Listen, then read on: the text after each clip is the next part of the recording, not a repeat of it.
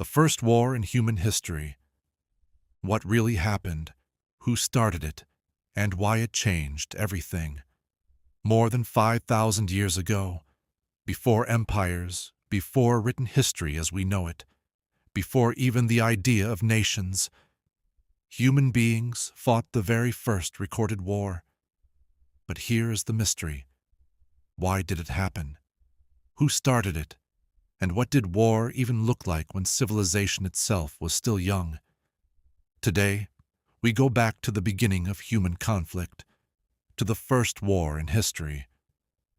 The earliest known war in recorded history is often linked to ancient Mesopotamia, more specifically between the early Sumerian city-states.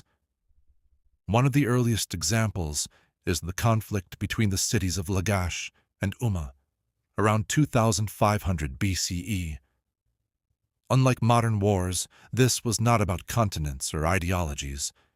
It was about something much more basic: water, land, survival. City-states depended on irrigation systems to grow food in a harsh environment. And when water became scarce, peace disappeared. The war between Lagash and Umma began because of a disputed piece of fertile land called the Gu'edena region. Both cities claimed ownership, but behind this dispute was a deeper problem: drought cycles, growing populations, control of irrigation canals, and political power. In early civilization, controlling water meant controlling life itself.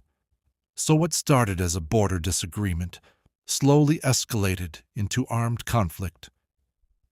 Historical records suggest that Lagash, under King Eannatum, launched a military campaign against Umma. However, Umma also had previous incursions into disputed territory. So the truth is complicated. There was no clear villain.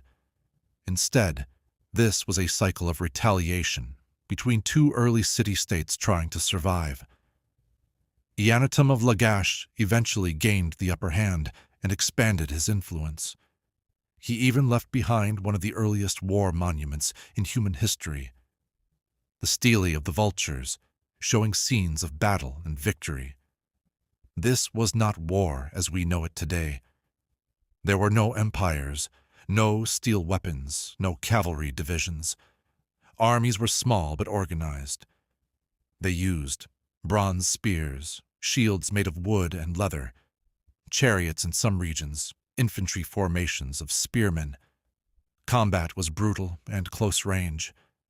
Most soldiers were farmers who became warriors only when conflict arose. There were no professional standing armies yet, and battles were often decided quickly due to limited manpower. Unlike modern wars lasting years or decades continuously, this early conflict was not one single endless battle. It was a series of clashes over time, raids, counter-raids, and short military campaigns. The rivalry between Lagash and Umma lasted for generations in different phases. Peace treaties were sometimes signed, but rarely lasted. At one point, Lagash under King Eannatum clearly dominated Umma. They forced Umma into agreements and tribute payments. However, history rarely gives permanent winners in early human conflict. After Eannatum's death, the balance of power shifted again. Umma later regained influence, and the cycle of conflict continued. So instead of a final victory, this war represents something else: the beginning of organized warfare between human societies. The war between Lagash and Umma is not important because of its scale. It is important because it represents a turning point in human history. This is where cities began fighting cities, resources became political weapons, organized armies first appeared, and written records of war were created. It is one of the first moments where humanity moved from survival to structured conflict. And unfortunately, this pattern never stopped. From this ancient conflict in Mesopotamia, To modern wars across the world, the roots of warfare remain surprisingly similar. Resources, power, survival. The first war in history did not end humanity. It defined it, and its echoes are still present today.